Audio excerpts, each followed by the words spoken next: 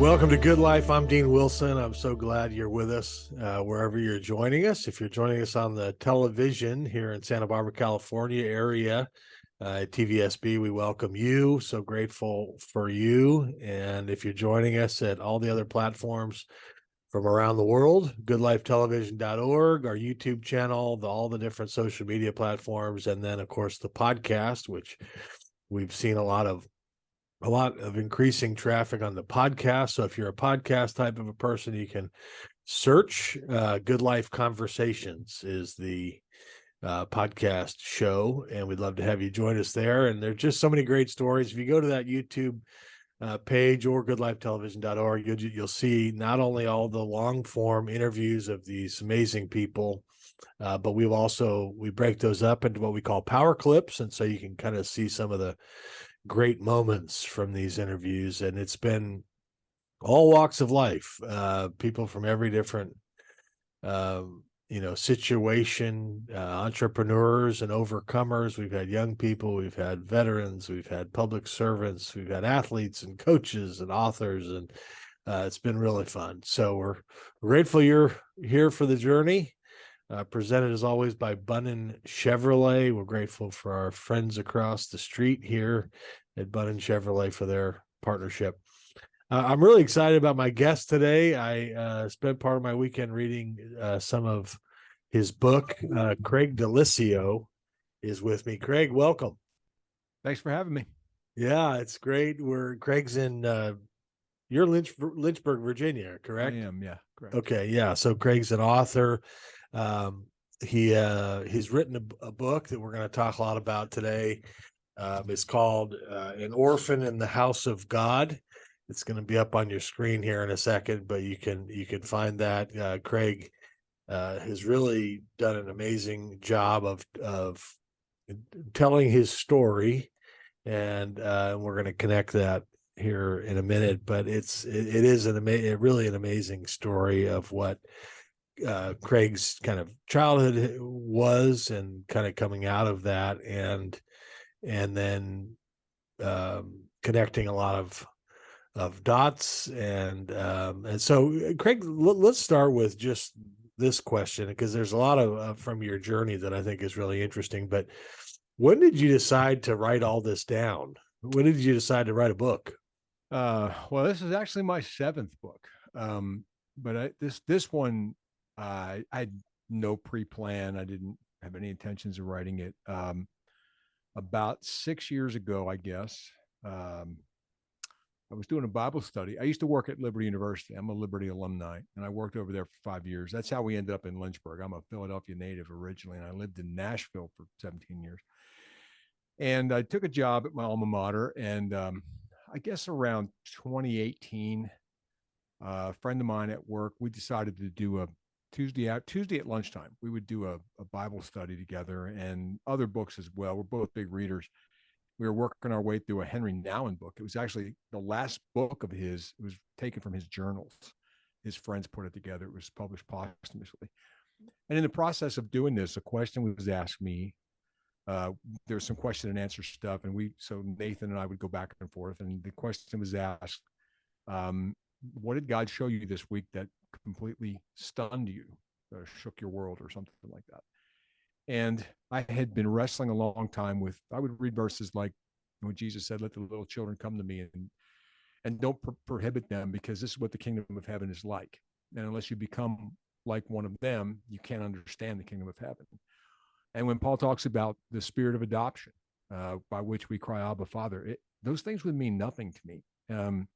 I didn't have an archetype. And I just burst out that day. I said, Nathan, I don't know how to be a child of God, because I never got a chance to be a child. I had to grow up immediately. And that started this journey. And it just sort of, God kept tilling that dirt for almost 5 years, from about 2018 until last January 22nd of 22. I decided to sit down and start writing it. And I asked God, I said, don't you need to heal me of this stuff first? And I felt him tell me, like, no, you're going to be healed as you write this. If I healed you first, this book would have no edge and it would lose its impact. You have to trust me on this one. And I started writing, started researching. I'd never really done a book where I had to do extensive research before. I've researched quotes and things like that, but this one I had to really dig in deep. And it helped me because I thought that maybe emotional orphanage was just something I had come up with myself. But it turns out it's a legitimate psychological thing. And there's a lot of work done on it, a lot of papers. There's been a couple of books. There's a prominent psychologist in the Boston area. That's kind of her life's work. And so reading all those things really confirmed what I had suspected. So I started writing in January of last year. And then I got to about August. And gosh, it was the first 60% of the book was just so dark. It was so hard to, I mean, it's hard to read now. And writing it sometimes would just exhaust me. There were times when, especially, I would recall some of the early stuff when I was just a little boy. And I would break down and just think, how could you do that to a 5-year-old? You know, I'm a dad now, and my daughter's 25, but I remember when she was 5 and think I could not treat my child that way. And God started revealing things to me. I would ask him questions. I just at one point said, I this needs to come out of me. I can't live with, I'm dragging this around. I've been dragging this around for 50 years. I can't live with this orphanage on me anymore. And it's wrecking my life. And he started showing me stuff. He said, and he told me at one point, and I don't hear like audible voices. This is God, speaking to your heart. He said, you're not going to like this. This is going to hurt, but you have to go here. So I started writing it in January of last year, and I really turned a corner at the end of August of last year, where God finally really started the healing process, showed me what childhood with him is really like. The last 25% of the book, 30% or so, just flowed. It just got done really quickly. And it's really changed my life. I've told people that if I never shared it with anybody else, the freedom I've found in the last year, since I concluded it, almost a year, has been worth it for me. So, Wow. Yeah, well, I think there's several parts of this that are really interesting to me. One is, I mean, I think it's interesting how you say when you wrote it, it was actually part of the healing process. I think that's interesting how, naming something kind of or saying it out loud can be an impactful part of that versus keeping it all in, or not sharing it. I mean, have you found that? I mean, expand a little bit on that part. when I found, I just couldn't figure out, I started really considering writing this. The more I looked at my life, I was always very gregarious, outgoing, funniest guy. And I wouldn't say class clown because I wasn't making a fool of myself, but entertaining guy, quick humor, and love people. And in the last 20 years, and granted, in the last 20 years, I've really endured a lot of hardships. I went through a divorce. A couple of years after that, the mortgage industry collapsed, which is what I did for a living. I lost my home. I was homeless for 6 years.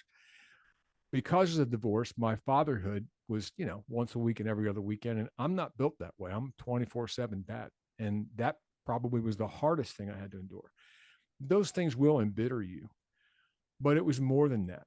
By the time I got here to Lynchburg and got settled into a job, and life had become more normal or returned to, kind of normal, I also realized that I used to joke with my friends that I was becoming Clint Eastwood's character, Walt Kowalski in Gran Torino, where I just wanted to sit on my porch and tell everybody to get off my front lawn and leave me alone.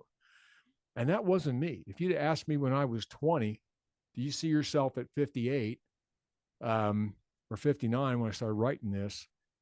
Do you see yourself as just curmudgeonly guy that just wants everybody to leave him alone and have no relationships except for the ones back home that I grew up with? I thought, no, I thought I would just be, an extension of that person that I was really until my 30s. And I couldn't deal with that anymore. I just didn't want to be that person. So I started just looking like, what are these symptoms of? These are symptoms. This isn't the problem. And I started researching it. And a friend of mine, when I lived in Tennessee, a friend of mine had adopted 2 children. And I remembered him telling me some of the problems that his son had gone through. And I thought, that's so similar to me. So I started researching what are the adult symptoms or personal relationship adjustments or problems that that orphans have. And I was exhibiting every one of them. Now I had parents. My mother and father never married. I didn't meet my dad till I was 43. I didn't know about my real father till I was 21. I thought my stepfather was my father. That's what I was told. And so I lived in a house with two adults. There was no bond whatsoever. There was complete rejection from pretty much day one. But at least I had parents. I didn't know any different. But I was exhibiting all these signs of orphans, same thing orphans would do. And then one day I read Oliver Twist. I love reading classics. Now I don't know who thought it was a good idea to make the book Oliver Twist into a musical, because they're about as diametrically opposed as possible. That's a dark book until the very end. I mean, poor little Oliver went through some stuff. But the scene where he goes to ask for more because he's literally starving to death, and the way he's greeted by the master of the orphanage, where he's actually pummeled with the ladle. They punish him for being hungry. I broke down in sobs reading that because it was defining my spiritual life. That's how I saw myself with God. You get your portion for the day. Don't come asking me for any more. And I realized that's how I was raised.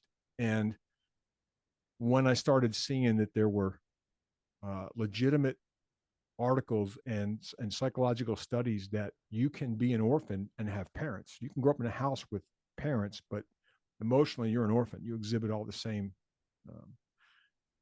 symptoms, I guess. I just had to end that. I just couldn't do it anymore. I just was like, this isn't who I am. This isn't who I want to be. And I started praying a lot about it and researching it. And then, I just didn't want to be this. I didn't want my daughter to see me being this person. I wanted to be who I used to be before, you get the world can kick in the ribs a few times and put a snarl in your face. Well, I'm a believer. I want to be an overcomer. I don't want to be saddled with that. I mean, we all get a little, edgy and worn over the years, but our peace and our happiness, our joy inside shouldn't go away. And mine was gone, and I just didn't want to live that life anymore. And it really, just in writing it and exposing it, started explaining so many things that I was blaming myself for over the years, failures that I'd had, never really achieving as much as I could have. I'm a very gifted person. I don't say that to brag. I'm just saying, if I was looking at me as somebody else, I'd be like, man, there's a guy that probably ought to be a millionaire. And I never really could achieve. And whenever I did, I felt like I needed to apologize. And it's first thing out of my, I just felt guilty if I did something good, if I achieved, if I accomplished, if I set goals and hit them. That was very much attacked in the house I grew up in. And I just, getting that all out there and realizing this is where I am was the first step towards becoming who I'm supposed to be. So yeah, naming it absolutely was the start of it. Wow. And so are you talking about, like, in terms of success or self-sabotage or whatever you want to call, like, it was probably the kind of thing where you didn't think you were worthy of or deserving of that success. Is that what you're?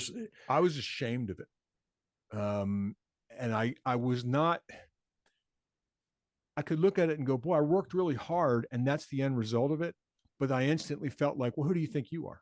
Who do you think you are to want to be anything but a factory worker? And there's nothing wrong with factory workers. Let me just make that clear. But I always wanted something else. And I was, always attacked for that. And so I bought into it. I just thought, yeah, that's for other people. I'm supposed to be living hand to mouth the rest of my days. If I have anything, if I have more than $100 in the bank, I must think I'm somebody special. The fact that I wanted to go to college, and nobody in my family went beside me. And I was literally told by my mother and stepfather, who I thought was my dad. That's what I was told. So I'm hearing this thinking it's my dad telling me this, that, who do I think I am to go to college? Do I think I'm better than them? Like, no, I don't think I'm better than you. I just think I want to go to college. You didn't want to go. That's no problem. And I would set goals and start to achieve them and think, what am I doing? This is going to explode. I'll mess this up somehow. This isn't for me. I'm not those people that are, and I've been really good at my job, really good, award-winning. People that have been in business longer than me would come to me for advice because I just took to this job naturally and still found ways to underachieve. Okay, made my mortgage for the month. That's enough for me. And it's not because I was lazy. I was out working everybody. I just found ways to uh, just not achieve achievement. I felt like I had to apologize for it. Like I owed somebody an apology for every good thing that ever happened to me. And I couldn't figure out why. Yeah, so amazing. So, what would you say, Craig? Like this is, I'm trying to think through how to phrase this. Somebody's watching right now, and they've resonate with what you're saying. Let's say, so they've been either emotionally abandoned, or that they've lived the life of an orphan, and they're experiencing the symptoms as, or whatever you want to call it, characteristics as an adult of somebody who. How does somebody How would you say, based on your experience or what you've learned, really literally simply stated, how does somebody go from being an orphan to being a son, to being a daughter? So that was the question that was just raging in my soul. I kept asking God, like, I don't know what it looks like. I have no archetype for this. I've never been anybody's son. I was always the kid that, and I know this sounds like I'm, poor me, but I'm just stating the fact. I played Little League Baseball for 12 seasons and I played 2 years in high school. I love baseball and I played hockey. You could never look in the stands and find my parents. I was an all star. They never came to the all star games. I played hockey in college, which was probably my most proud achievement is in my athletic career. That was my dream, was play college hockey. And I played 2 seasons, and they never even stepped foot on the campus. And you get to this point where you just figure it's going to go it alone. And I I didn't have an archetype. I didn't know what it was to be a son. I had no idea. And finally, a guy, I just kept asking, like, God, you got to show me something. You have to show me. And he couldn't until he was ready. And I think he had to let me experience a lot of stuff and do the research and write all that stuff out. And then one day he showed me. And it was a simple little thing. I get up very early in the morning, and I was sitting on my couch at 4:30 in the morning. I said, God, I can't go another step. I can't write another word. What does it look like? I have to see what it is to be your son. And I remembered a verse. I'm just sure the Holy Spirit just prompted me, where Jesus said, which of you fathers, if your son asked him for a loaf of bread, would give him a scorpion? Or if he asked for um, a fish, would give him a snake, poisonous snake? And he said, of course not. And if you fathers who are sinful would not hold back any good thing from your children, why do you think your heavenly Father would do that? And he's going to shower you with his goodness, his love.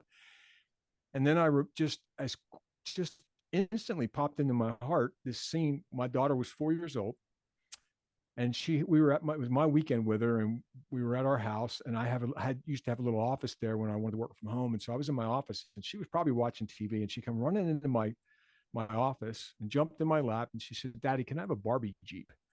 And it was one of those Power Wheels where it's an electric motor, and they get in it. And she'd already had a Power Wheel somebody had given us, and she was in her Barbie phase, and it was already on my radar. And it was close to Christmas, and I said, well, I'll tell you what, I can't go buy one today, but how about if we put it on your Christmas list, since it's so close to Christmas? And if Santa doesn't bring you one, Daddy will get you one. She was perfectly happy with that answer, gave me a hug, and went back in and watched TV. There was no pouting. There was no arguing. And when she came in, she didn't jump in my lap and go, Daddy, if I'm really good, will you buy me a Barbie Jeep? If I clean my room, if I, feed the dog, if I get good grades in school, there was no negotiation. She knew, because before she was even born, she knew that her daddy loved her. Everything in her relationship with me was centered on the fact that my dad loves me. So all my interaction with him, that's the fixed point of my compass. Whatever way that needle moves, the part that doesn't move is that my dad loves me. So I don't have to beg him. I don't have to cajole. I don't have to offer sacrifices. I don't have to negotiate. If he doesn't do it, it's because it's not the best thing for me. And he's proven that. So I can accept it. And if he says not now, but later, he'll do it. He means it. And if he says yes, then it's let's go do it. And so she was bold. And when Paul talks about come boldly to the throne of grace to find strength and help in time of need, well, I never could approach God boldly. For me, I couldn't pray for myself. That was probably the most defining sign that I was a spiritual orphan. I never could pray for myself. I could pray for everybody else. I could pour my heart out for hours for some family in a car accident, or some missionary in China, or some friend that was sick, or somebody that lost their job, and completely believed that God was going to hear me on their behalf. But the words, help me, never came out of my mouth, because I assumed he wasn't going to, because I saw myself as a child of his, the way I was a child growing up, which was, you're on your own. When that happened that morning, I broke down in sobs. And then I started looking back over my daughter's childhood, and God told me that it's not your childhood you're going to find the healing from. It's because you were such a good dad with her. You were the kind of dad to her that I am with you. So you're the kind of child to me that she is to you. It changed everything. It just changed everything. Wow. That's amazing. That's amazing. So that was really revealed to you. I mean, that was shown to Yeah. you. Yeah. And And that then really happened. The Barbie Jeep story really happened. I just hadn't thought of it in so many years. And God just, tapped me on the shoulder and said, remember this? This is what it looks like. It's time for you to see it. And I did. wow. Yeah, there is a shift. I mean, well, it's a monumental shift from that kind of earning mentality, or you don't deserve it, or don't bother me. That posture of, and I think that's what's so interesting to me about this is I just think there's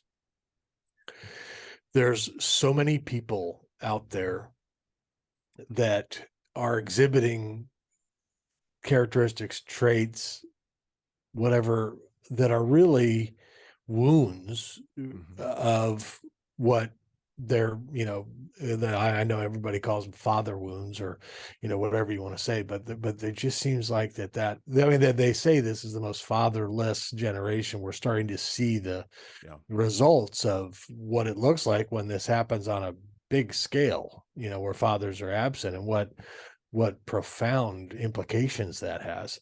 But I just feel like there's a huge need out there, and somebody like you, I mean, you were you were exhibiting these things, and you but and you it's not, you couldn't figure out why. I mean, it sounds to me like it was kind of like, what's the deal here? Why am I? I That's knew I also had been interesting. through a lot of things. I had. I mean, I'd been dealt a lot of blows, but so has a lot of other people. It doesn't mean you become an embittered, angry, curmudgeonly person that just every response to any little thing is, I mean, I couldn't, I wouldn't even put a Jesus fish on my bumper, because God forbid turn in front of me without your turn signal. I mean, every little thing would just be, it was just, why is there 5 minutes of poison coming out of me over something that took 10 seconds?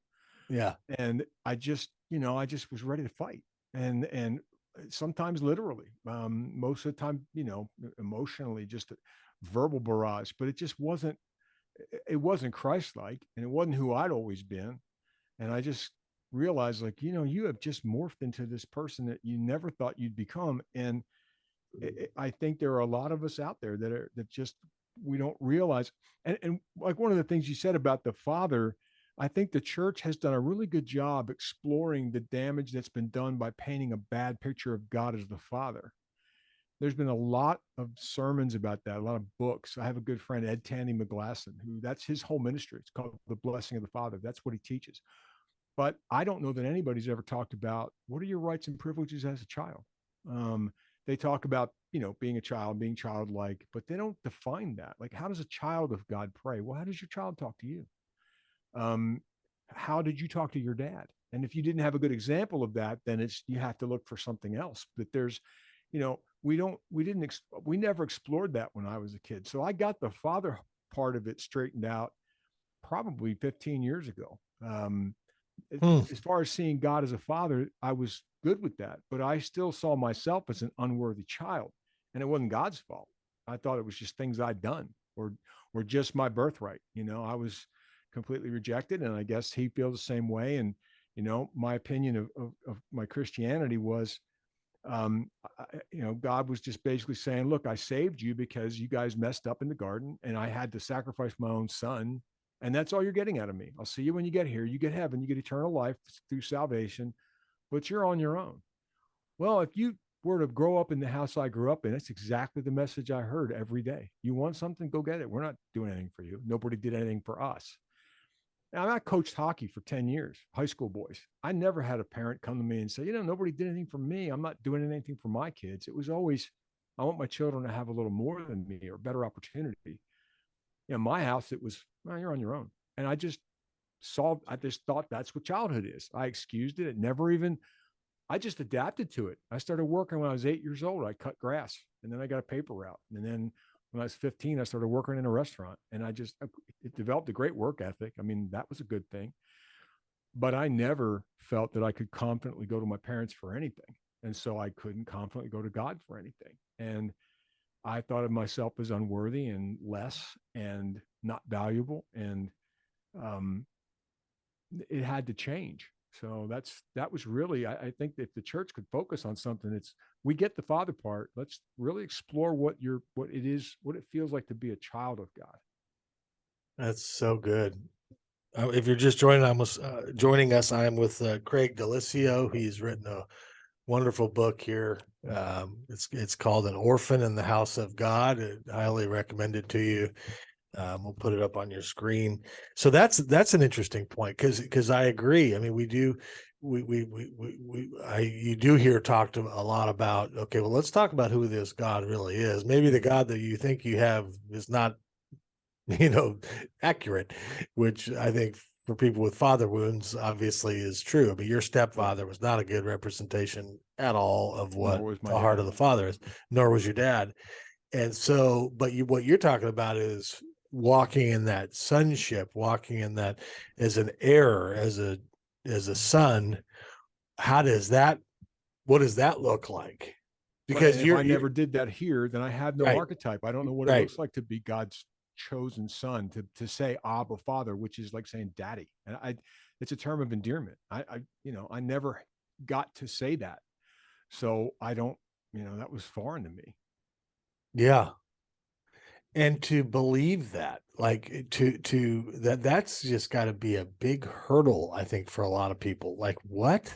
Like, you mean you try to tell me it's not, it's not all up to me. It's not like I can imagine like seeing God. Well, maybe there's a backup plan there or something. But the idea that like, you're telling me that he's got me, you're telling me that I can ask and believe and agree and that he is going to work for my good. Like, that's a big leap. And that was the second biggest lesson. And maybe it's 1 and 1A. The day that he showed me that one was, I'm an emotional guy. I mean, I'm Italian and I'm a writer and, I'm artsy. We're not artsy, but I'm artistic. And so I feel everything. And so crying is not a big deal to me. I mean, it's not, I'm not walking around all the time crying, but it's not unknown for me. But when he showed me, when he finally just said, all right, it's time for you to hear all this, I mean, it was the most amazing thing ever. My parents never celebrated my birthday. And I asked God one time in prayer, like, how come we didn't celebrate my birthday? And God said, because it was never a good day for your mom. It didn't mean anything to your stepfather. He didn't even meet you till you were 5. And your father tried his best he could to forget you as soon as he got back from Vietnam. And so nobody really cared that it was your birthday. It wasn't a good day for them. And that's why there's nobody at my ball games or coming to my school play or checking my homework at night. I was very alone. Now, thank God I had wonderful friends. I grew up on a dead end street. So we played out in the street all the time. There were no car, there weren't a lot of traffic and everybody stayed. It wasn't this thing where people move every 3 years. Like, we all grew up in the neighborhood, which doesn't even seem to happen anymore. But I had the same friends from age 7 when we moved there till 22 when I moved out and got my own place. And I'm still friends with all of them, and all their parents sort of, I guess they knew, because I was always welcome in their houses, and their dads taught me how to change oil or throw a curveball or whatever, because my stepfather wouldn't do it. And there was a moment when God told me, when my wife, ex-wife, my daughter's mom we were about 6 months pregnant. I started taking a paper towel tube every night and putting it against her belly. My daughter's name is Morgan.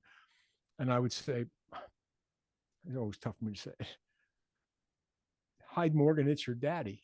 And I love you and I can't wait to see you." And I said that every night. And we were about 7.5 months pregnant. It was pretty close to the end.